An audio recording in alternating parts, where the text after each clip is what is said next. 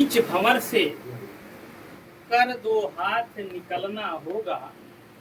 गहरे जल के बीच भंवर से कर दो हाथ निकलना होगा। कर पतझड़ को पार चमन में खिलकर सहज महकना होगा। हो कितने अवरोध पंथ में, हो कितने अवरोध पंथ में, किंतु हार हरगिज मत मानो। कुंदन सा तपकर ज्वाला में ही हर बार निखरना होगा। कुंदन सा तपकर ज्वाला में ही हर बार निखरना होगा। कुंदन माने जानते हैं? कोई बताए? सोना। सोना को जितना तपाते हैं, जितना ठोकते हैं, ये जो अपने कानों में पहनी है, तभी वो उस आकार में सोनार कर पाता है। उसकी तरह तप करके आपको निकलना है। मुझे बड़ी खुशी है, इसको मैं बीच में रोक रहा हूँ। कल इसी टीन सेट के नीचे मैं बैठा था और 5-7 बच्चे थे, वो रस अलंकार छंद के विषय में चर्चा कर रहे थे और मैं हिंदी का अध्यापक हूँ। इनसे कुछ पूछने लगा, बहुत आश्चर्यचकित में हुआ। एक एक अलंकार, एक एक रस, एक एक छंद इन सबको पता है। और उसके बाद पूछते पूछते मुझे ये लगा कहीं ये मुझसे पूछ न पूछते या मैं न बता पाऊँ। बहुत अच्छा लग रहा है कि आप इतना मेहनत कर रहे हैं कि सारे।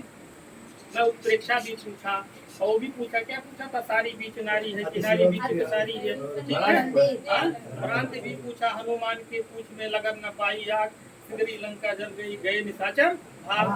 तो मैंने बहुत सारे वो था, बिंद के वासी उदासी तपोधारी, सारे रस सब उदाहरण सहित मैंने इनको पूछा और बता दिए। और उसके बाद मैंने कहा धीरे से पूछ लूँ, क्या पता बेइज्जती हो जाए, कुछ पूछ न दे। तो बहुत अच्छा लगा कि आप लोग मेहनत कर रहे हैं। अगला है, देखिए कैसे आप मंजिल हासिल करेंगे। डगर कठिन हो चाहे फिर भी, डगर कठिन भी, डगर कठिन हो चाहे फिर भी, संकल्पित हो बढ़ना होगा। और कितने भी उत्तुंग शिखर हो, उत्तुंग माने ऊंचे, कितने भी उत्तुंग शिखर हो, संभल संभल कर चढ़ना होगा। कंटक पथ झंझावातों को प्रबल चुनौती ही दे करके जीवन के इस रंग मंच पे प्रतिमानों को गढ़ना होगा। जीवन के इस रंग मंच पे प्रतिमानों को गढ़ना होगा। जब निडर होकर के आप अपने रास्ते, सारा मेरा है, चुराया नहीं हूँ किसी का, ये मेरा है, ठीक है। तो देखिए माँ पे लिखे हैं सब, शायद मैं भेजा था, मेरे उसको देखिए, ठीक है। और ये सबसे अच्छा लगता मुझे बेटी बचाओ बेटी पढ़ाओ।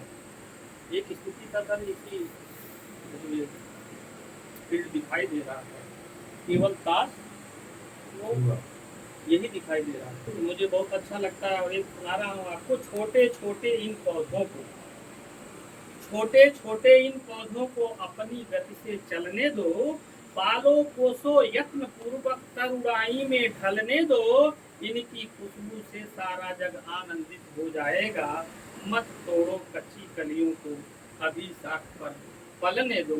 मत तोड़ो कच्ची कलियों को, अभी साख पर पलने दो। बहुत कविताएं हैं, सुनाऊंगा, बहुत समय लगेगा, लेकिन प्रेरणा स्रोत यही कहूँगा, आप संघर्ष कीजिए, समय का पालन कीजिए, विनयशीलता आपके अंदर रहे, पूछने की जिज्ञासा रहे, अपने वाणी की अभिव्यक्ति कीजिए। जैसे हम लोग आए हैं ना, तो आप कुछ न कुछ शब्द बोलिए।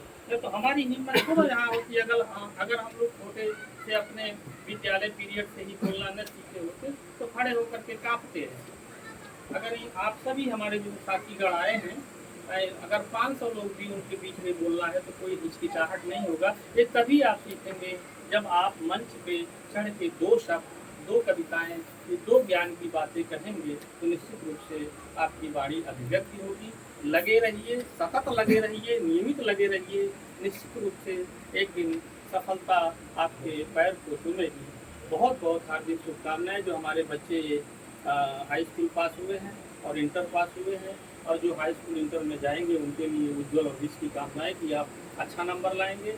और मेरा प्रयास रहेगा अगले साल हम सभी मित्रों को पुनः और लोगों को जोड़ करके यहाँ बुला करके जो है आप सबको प्रोत्साहित करूँगा। आपको प्रेरणा स्वरूप सब लोग अपना आशीर्वाद देंगे, जिससे आप आगे बढ़ेंगे। पुनः हमारे इस निवेदन पर आप सभी मित्रों का जो आगमन हुआ उसके लिए मैं कोट आप सब सबको धन्यवाद प्रचित करता हूँ। और हमारे परम मित्र कैलाश जी को तो मैं क्या कहूँ, ये तो 3-4 बार मेरे पास फोन भी कह दी थी, कहूँगा तो सब खत्म हो जाएगा, धन्यवाद कर दूंगा तो कोई बात नहीं है, उसको हटा देता हूँ। पुनः आप सब